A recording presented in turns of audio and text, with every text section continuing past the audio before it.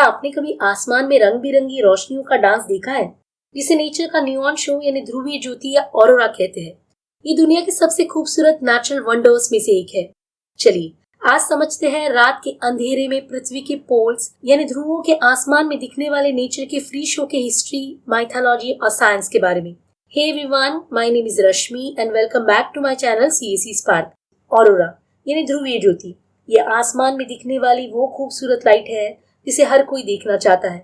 ये लाइट पृथ्वी के high latitude यानी उच्च अक्षांश रीजन में दिखाई देती है।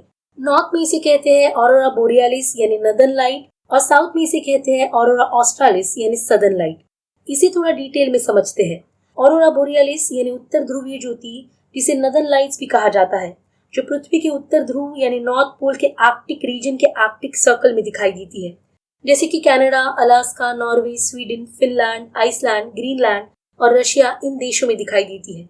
और सेकंड है ऑरोरा ऑस्ट्रालिस यानी दक्षिण ध्रुवीय ज्योति, जिसे हम सदर्न लाइट्स कहते हैं, जो पृथ्वी के साउथ पोल यानी दक्षिण ध्रुव के अंटार्कटिक रीजन में अंटार्कटिक सर्कल में दिखाई देती है, जैसे कि Antarctica, Australia, New Zealand, South part of South America इन देशों में दिखाई देती है। अब जानते हैं इसके पीछे की हिस्ट्री और माइथोलॉजी के बारे में। पुराने जमाने में लोगों के पास साइंस की नॉलेज नहीं थी, इसलिए उन्होंने ऑरोरा लाइट्स के अपने अपने इंटरप्रिटेशंस बनाए थे। नॉर्स माइथोलॉजी के अनुसार यानी स्कैंडिनेवियंस यानी नॉर्वे, डेनमार्क और स्वीडन इन देशों में रहने वाले लोगों को लगता था ये लाइट्स वेल्कारिस के शील्ड का रिफ्लेक्शन है। वेल्कारिस यानी शक्तिशाली देवियां, जो नॉर्स देवताओं के राजा ओडिन की सेवा करती है, जो वॉरियर्स को हेवन यानी स्वर्ग ले जाती है। अकॉर्डिंग टू फिनिश माइथोलॉजी यानी फिनलैंड के लोग कहते थे कि मैजिकल फॉक्स अपने टेल से स्नो को उछलकर आसमान में रंग बनाता है, इसीलिए उन्होंने इसका नाम फॉक्स फायर्स रखा। रोमन और ग्रीक कल्चर में ऑरोरा का नाम actual Roman goddess of dawn से आया है। उनके लिए एक नई सुबह का सिंबल था। चाइना और जापान के लोगों को लगता था कि ऑरोरा लाइट्स एक ऑस्पिशियस साइन है, जो लकी चिल्ड्रन और वॉरियर्स को जन्म देती है। नेटिव अमेरिकन सोचते थे कि ये एंसेस्टर्स यानी पूर्वजों के आत्माओं का डांस है। इससे आप समझ सकते हो कि हिस्ट्री में ऑरोरा ने लोगों की इमेजिनेशन और स्पिरिचुअलिटी को कितना इन्फ्लुएंस किया। अब बात करते हैं साइंस की, यानी लाइट के कर्टन्स बनते कैसे हैं। ऑरोरा एक कॉम्प्लेक्स स्पेस वेदर फिनोमिना है, यानी सन और अर्थ के मैग्नेटिक फील्ड यानी चुंबकीय क्षेत्र के इंटरैक्शन से होता है। इसे थोड़ा डिटेल में समझते हैं। हमारी पृथ्वी के पास इनविजिबल शील्ड यानी अदृश्य ढाल होती है, जिसे मैग्नेटिक फील्ड यानी चुंबकीय क्षेत्र कहा जाता है। इसका काम पृथ्वी के वातावरण को डेंजरस पार्टिकल्स यानी हानिकारक कणों से प्रोटेक्ट करना होता है। सूर्य यानी सन हमेशा चार्ज पार्टिकल्स की लहरों को रिलीज करता रहता है, जिसे सोलर विंड्स कहा जाता है। ये सोलर विंड्स पृथ्वी के आसपास मौजूद मैग्नेटिक फील्ड यानी चुंबकीय क्षेत्र से टकराती है, तब मैग्नेटिक फील्ड एक प्रोटेक्टिव शील्ड की तरह काम करता है और सन से आने वाले चार्ज पार्टिकल्स को डिफ्लेक्ट यानी दूर किया जाता है। परंतु पृथ्वी के पोल्स यानी उत्तर और दक्षिण ध्रुवों पर मौजूद चुंबकीय क्षेत्र कमजोर होता है। इसी वजह से ये सन से आने वाले चार्ज पार्टिकल्स पोल्स के पास एटमॉस्फेयर यानी वातावरण में एंटर करते हैं, तब पृथ्वी के वातावरण में मौजूद गैसेस जैसे कि नाइट्रोजन और ऑक्सीजन के एटम्स यानी अणु से टकराते हैं। इस टक्कर में ये एटम एनर्जाइज हो जाते हैं, जिससे खूबसूरत लाइट जनरेट होती है। इस लाइट्स के अलग अलग कलर्स देखने मिलते हैं, जैसे कि ग्रीन, रेड, ब्लू या वॉयलेट।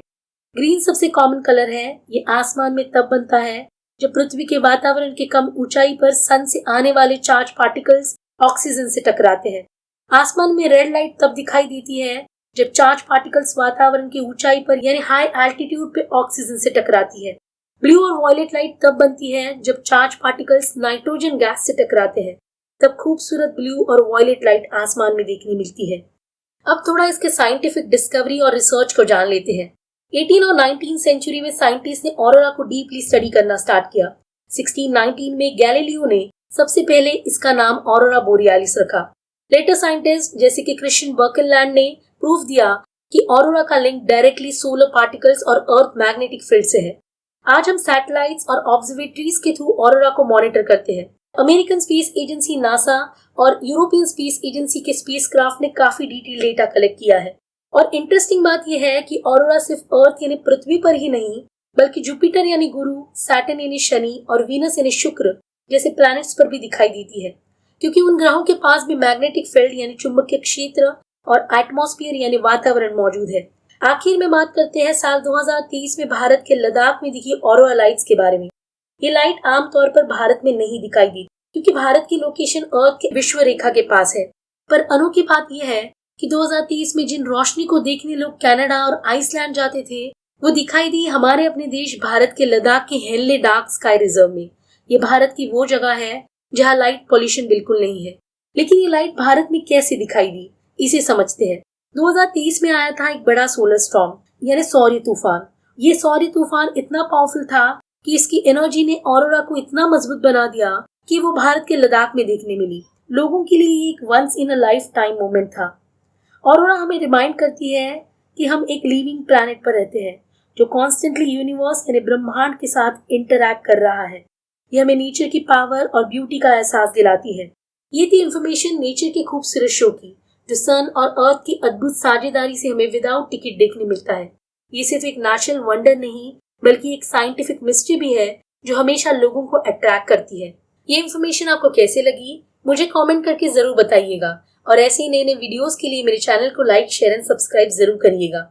मिलते हैं अगली वीडियो में एक ऐसी इंटरेस्टिंग और रियल टॉपिक के साथ। Till then good bye, take care and जय हिंद।